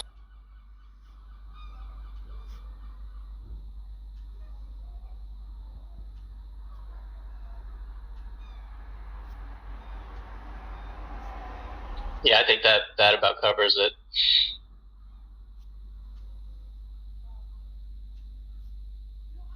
But what about, I mean, I guess what for the positive, like if you want to put a positive response forward within a sort of physicalist or naturalist paradigm, because I mean, it sounds like almost panpsychism is an alternative that's open to an atheist, is kind of what you're saying. Well, there's panpsychism, which is the view that all, let's say, natural facts have mental properties, or all natural things have mental properties. But you could just say that the mental is something primordial. Like if you were uncomfortable with the idea of emergence, right? Because obviously there is a big debate in philosophy of mind, even among atheist philosophers, right, about whether it really makes sense to say that the mental can emerge from, I don't know, let's say the physical. If you were uncomfortable with that, you could just say, it wouldn't contradict atheism to say that mental facts are primordial, even if you didn't think that they were, that everything had that property of being mental. You could just say that the mental was always there. It never had to emerge. It's always been there, right? Now that could either mean it emerged when the universe began, in the sense that, I mean, if the universe had a beginning, you can just say, since the beginning of the universe, there's always been the mental, right? There was never a time when there was no mentality. Or you could say that the universe is past infinite, right? And so the existence of the mental has been eternal, is eternal. But see, the interesting thing is that you have what's essentially a brute contingent fact either way, right? So what I'm saying is it's a brute contingent fact if the mental is eternal, right? Because there are possible worlds where you could have no minds, right? So you can still ask for a further explanation. But the point is, and there might not be one, it might be a brute contingent fact. But see, that's just going to hold true of God, right? We can always ask, well, why is it that God exists, right? And that's always going to be a brute contingent fact, logically, right? Because there's no contradiction entailed by denying that God exists. I just wanted to add too, because this is an objection usually levied from a presuppositionalist. So they usually say, well, God can explain why we have minds now, so in an atheist worldview, blah, blah, blah, blah, right? But I'm just wondering, they always seem to want to split our minds from God's mind. Our minds are an analogy of his, usually, is how they say it. So I'm also not understanding how they get minds from God's mind either. I don't know why I would grant it either. Like, how is that an explanation under the God view of how minds come to exist as well? Unless we're just granting that, I guess. Yeah, well, so right. So there's sort of a dilemma in the theistic view, which is God's mind fundamentally a mind like ours, right? Like, are we talking about the same thing when we say human mind and a divine mind? Now, see, if they say they're talking about two things that are radically different, then it just seems to be an equivocation. That they're really not attributing minds to God. They're just using the same word to attribute something else to God, whatever that is. And you might as well call it a shmind, right? And so that doesn't seem like it's a dialectical advance for them to propose that mind is explained by a shmind until they can sort of give an account of what a shmind is and how it produces minds and all that. So they don't usually go that route. They don't go that route. So if they don't want to say that he's a mind fundamentally like ours, then, because they could say that, but then it's just sort of not clear why. Well, as I say, I don't think that's going to really offer much of an explanatory advantage, because there still could be the same question raised about that mind. Yeah, but like saying there's a mind at all. Like if you say, well, the reason why we have minds is because God has a mind and He created us somehow, because like you need a mind to get a mind, right? Let's say that's the line of argument they're proposing, right? Well, that just leaves a question as to why it is that there's a mind at all, right? Which, as far as I can see, they don't have an answer to. They just say something about it being metaphysically necessary. That, yeah, you could say that, but I don't understand what that means. They're materialists. But that's I don't see how they're saying there. anything I'm just talking there. about your But particular naturalists argument. could say that the mental.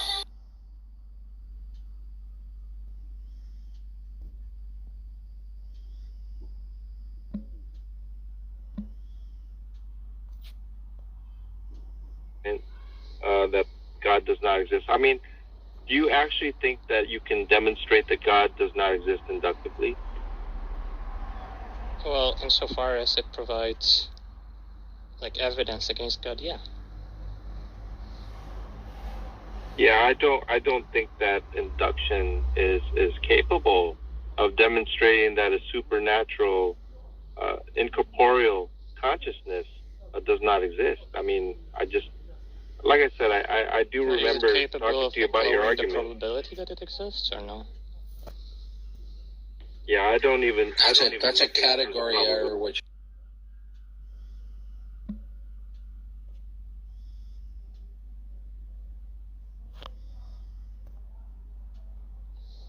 Yeah, I don't even.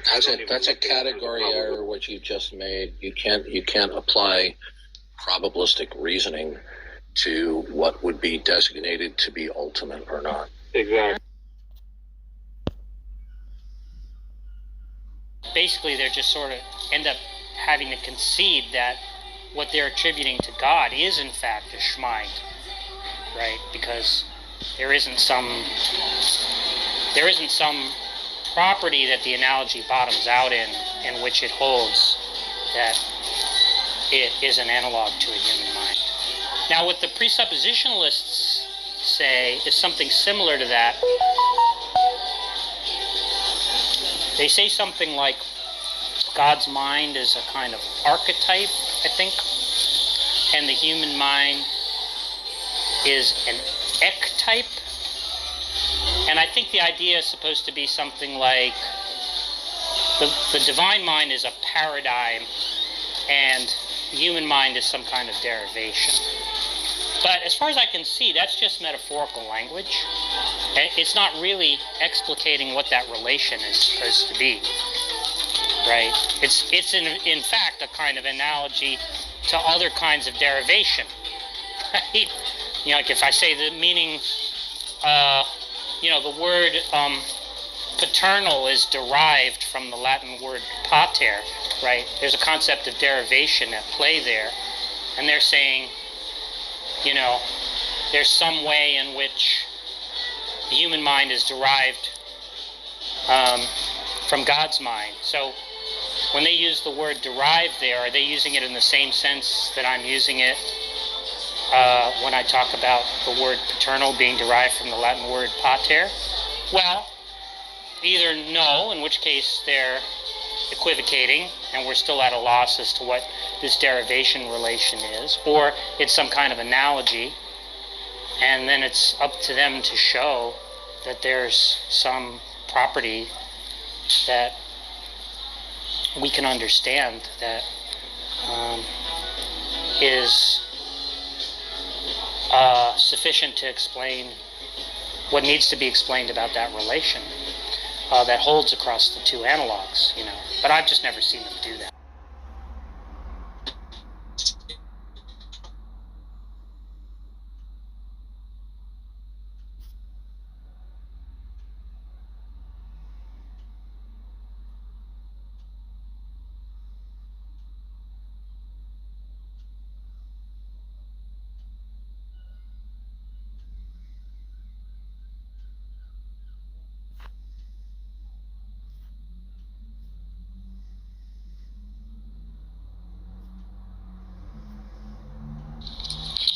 Daz, is that Darth and Sasha interaction that you?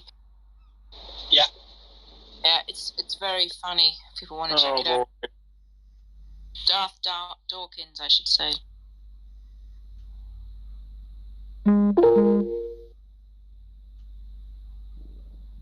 Oh, and just for Tom, like, I appealed the restriction thing and it just came back amber, so it should be all right. Oh, is that because of the cursing? I think so, yeah, but I'm sure I've had worse than what happened there. Well, it was really loud. Might have just been the amount of mic spikes he had. Olive says that Yeah. she's a dentist appointment, so I'm assuming she's not here. But nonetheless, Hey Tom, last night I heard John called Darth a racist.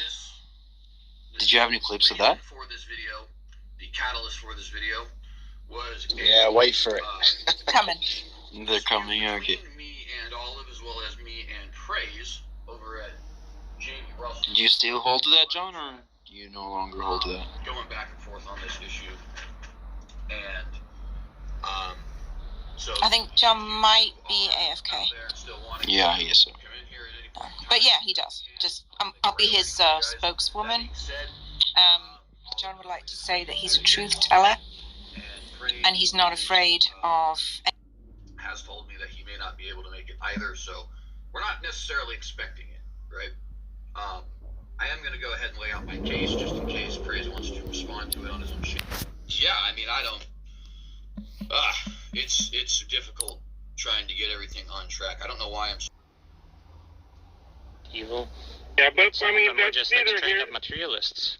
But In the that's story, neither here. it's kind of like, I don't know, bad. Yeah, you could say that, right? Evil. Yeah, but Some I of mean them are that's just like neither straight here. up materialists. But In the that's story, neither it's here nor the there. I'm Korean just thread. talking about your particular inductive argument that God does not exist. I mean, do you actually think that you can demonstrate that God does not exist inductively? Well, insofar as it provides like evidence against God, yeah.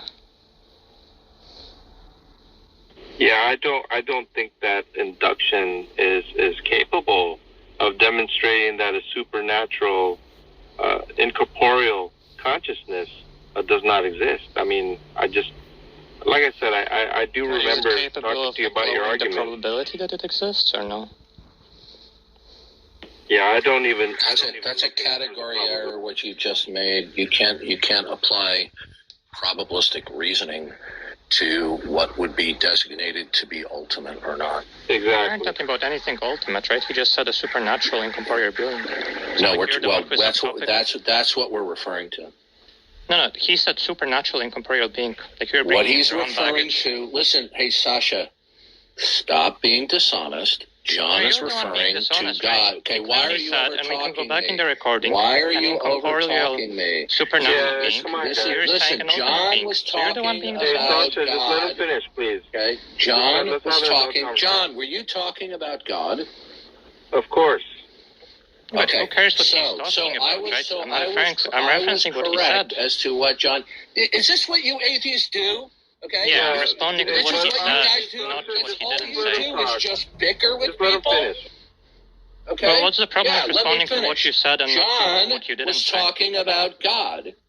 Okay. Yeah, Now, I muted you. I want to Sasha. ask you a Just simple please, question. Just have a If you're going to conversation. make any probabilistic reasoning, must there have to be something that is static along with some things that are dynamic in order to have any probabilistic reasoning? There could be statistical. No, I'm not there asking could be you what could probabilistic be. reasoning with just statistics. I'm not with just asking static you what things. could be. Wait, I John, didn't could ask you you what ask could be. Darth Yeah, to finish? Darth, could you just let him finish and then you could But respond? he's not answering my question. No, I was answering your question. Could you just let me finish? Because Yeah. you're being Well, like, answer kind the of rude right now. question. No, you're being rude by not answering the question. No, I was answering the question and you interrupted me like Okay, 1 we'll second into my see. answer. Go ahead.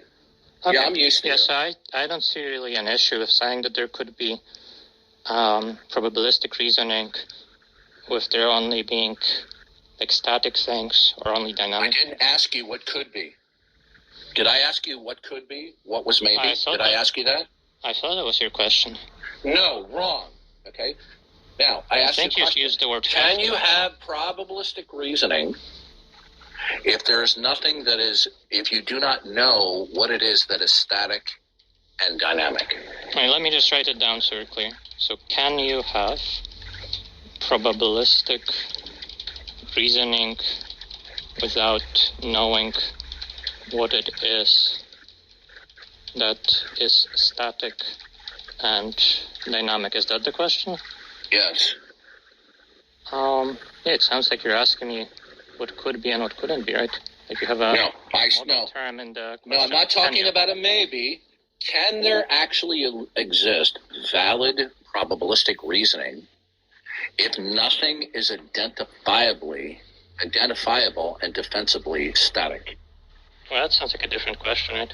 The question I have written It's down the is can same you have probabilistic fucking reasoning question, without knowing you what it little is weasel. that is static and Listen, dynamic? it's not a different question. Stop Really? with the bullshit. Yeah, but irrespective of whether it's the same question or not, could you possibly answer that question? Can you Well, have I'll just answer the probabilistic questions I reasoning have that written are down. valid if nothing is identifiably and defensibly static? Well, so I'm not sure about the second question if I understand it, but I understand.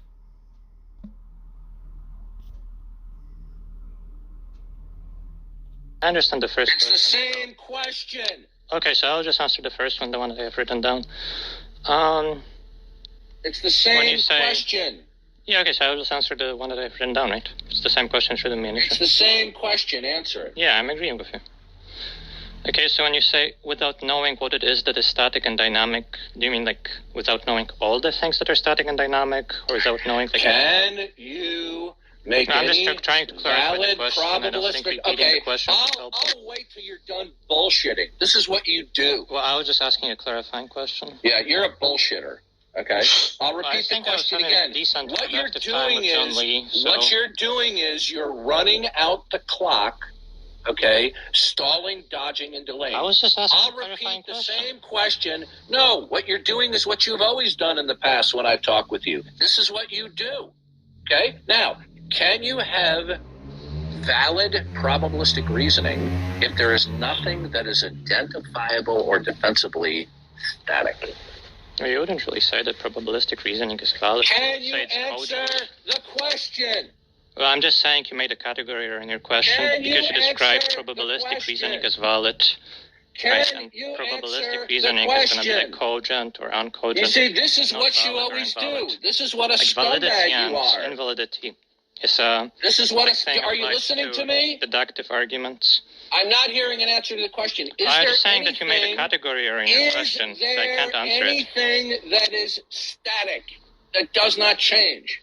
No, that's a completely different question. Come Okay, hey Sasha, I'd like to hear why you think his question is a category. I don't think so. Hey, John, why are you catering to him dodging? Sasha, is there anything that is static that is unchanging? Dave, I'm doing the same thing you did, right? Which is saying that when somebody asks me a question, there was a Darth, respect the moderator, please. Is there anything that is static that is unchanging? Well, but hold on. Let me just write down that question. Is there anything that's static and unchanging? So, I just want to get clarity. Is there anything that is static and unchanging? Well, hold on. I just want to... Is there anything that is static and unchanging? Darth, you just need to calm down, okay? I'm going to keep on repeating the question until you actually address the question instead of bullshitting. Deep breaths, okay? Okay, so I'm just going to pose the first question that Darth asked to me. Is there anything that is static and unchanging? So this is the first question that Darth asked me. Is there anything that is static or unchanging? This is the second question that Darth asked me. Is there anything that is static and unchanging? John, if you could just look in the chat, right? The first thing I posted and the second thing I posted. Do you think that those are the same question? Because they don't look like the same question to me. Is there anything that is static and unchanging? Hold on a second. I'm asking another person. Let's assume they're not. Is there anything that is static and unchanging? Just hold on a second, right? Oh my God, it's a yes or no. I just wanna point something out before we move on. I'm going to answer your question, no problem, but I just want to ask John Lee's opinions on something, right? So, John, if you look at number 1 and number 2, the questions, right? Those are both from Darth, and we can see that in the recording. Are those the same question or no? Is there something that is static Let's disregard what you wrote down. But we agree that those aren't the same question, right? So he's not going to answer the question. Then he should be removed from the stage. He's wasting our time. I'm sorry, John, I can't hear you because Darth is yelling over you. I'm just asking, the answer was it's not the same question, right? Why do you people put up with one or not? Okay, so... Can you answer well, which question should I answer? I was told that it's the same question. The last one. John and Johnny, why do you put up with this? Is there anything that's static and unchanging? Yeah, I think there is. Okay, no. What is it that is static that is unchanging and will not change? Mathematical truths like 2 + 2 is 4. Okay, I'm talking about something that's concrete, not something that's an abstract. By concrete, do you just mean that it enters the reason why I'm asking you, is there anything that is concrete that's static so that can you just explain the term concrete? You know what? Fuck you. You are such an asshole. You want to know something? John and Johnny, I just want to clarify that by concrete you mean something that doesn't engage in causal relations, right? Sasha, you're just playing fucking games, abstract objects don't stand for causal relation. Question, right? No, it's a dodge of a question, which is what you always do. By concrete, do you just mean it engages in causal relations or no? If you don't stop him, I'm just going to leave. You know what? This is what I don't like about you two. You put up with this kind of behavior. Sasha, if Darth accepts that is what... yeah, just trying to clarify. He's not dodging. He'd be dodging if he wasn't answering. If he's trying to clarify, then he's just trying to get an understanding. Well, yeah. So my clarificatory question was just when he says concrete, does it mean it engages in causal relations, right? That was my clarificatory question. Do you think there is anything? Oh, sorry. Go ahead. Do you think there is anything that is that does not stand in causal relation that is static and unchanging? Well, not engage would just be like mathematical truths, right? Because he was trying to find something that does engage in causal relations that is static and unchanging, right? Okay. And do you think there is something that stands in causal relation that yeah, I'm probably just gonna say everything because I'm gonna affirm the B theory of time. Okay. It's for example, your desk stands in, assuming you have one, it stands in causal relations. But if you're a B theorist, nothing about the desk really ever changes. So I'm just gonna affirm the B theory of time. Is there a problem with that, or? I don't know. You really got under his skin, Sasha. I couldn't. He was cussing and everything. Johnny. Yeah, I'm sorry about that. I mean, like, I think I was like engaging You were fairly, fine. right? I was asking, like, I pointed out a category error he made. That's the same way he initiated the conversation with me, and then he like changed the question. Then I tried to ask a graphical question. I don't know. Johnny, did you I mean, hit sorry, I Garth? didn't mean to like make anybody mad. Johnny, You kicked him down to the audience, lady. nice. Good for you, Johnny. Yeah, I sent him down. Look, here's my critique of that, and I'll be pithy about it. I do think Darth did ask you a simple question about what is static and unchanging. Sasha, you eventually named something, so you eventually did answer the question. I think you could have answered that early on, so it didn't get into this big hailstorm. However, when Darth started shouting, personally and attacking you, F you, this and that and the other, I'm like, look, I can't. I have to draw a line, and because he was sort of raging. Because he was raging like that, attacking you, I had to send his ass down. So I think both of you. Go ahead, John. Yeah, I was just going to say, now I was just trying to get you to answer his last question, and you did, but once you answered it, rather than proceed, he was starting to snivel about this is what you do, this and that, and I thought it was just unnecessary. Just once you gave him the answer, why don't you just proceed with the conversation? And because he was complaining, I don't know why Johnny sent them down, but if that's the case, don't know then why? I support that. Yeah, Johnny just told you why. He was being abusive. Yeah, I mean, he was abusive. Yeah, that's why Johnny sent him down. Why is it like just? Yeah, I support that. Like I don't know why. Like Mac last night said, "Oh, Darth's like the best debater on this app," right? But, he asked Sasha about. Hang on, I'm still. If you don't mind, he asked Sasha, "No, 2 + 2 isn't concrete. What's concrete?" And Sasha said something like, "By concrete, do you mean X?" And he was like, "F you."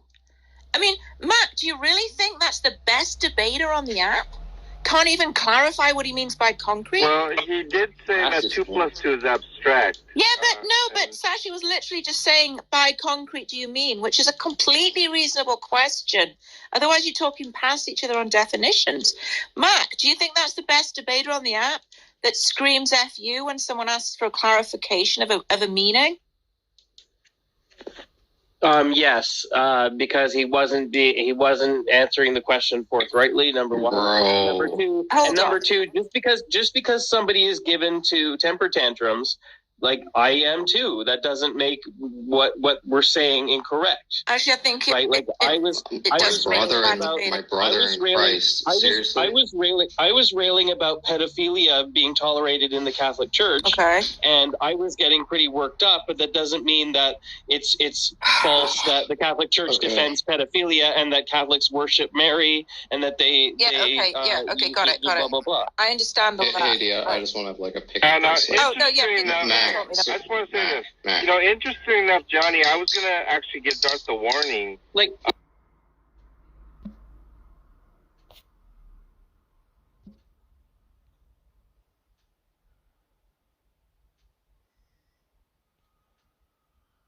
So, is there more than one concrete, or how do you guys look at that? I personally don't take the question very seriously. It's an unanswered question generally in philosophy. And, you know, sort of what made Cornelius Van Til, you know, a name anyone knows, is that he took his theology and transferred it to answers to philosophical questions.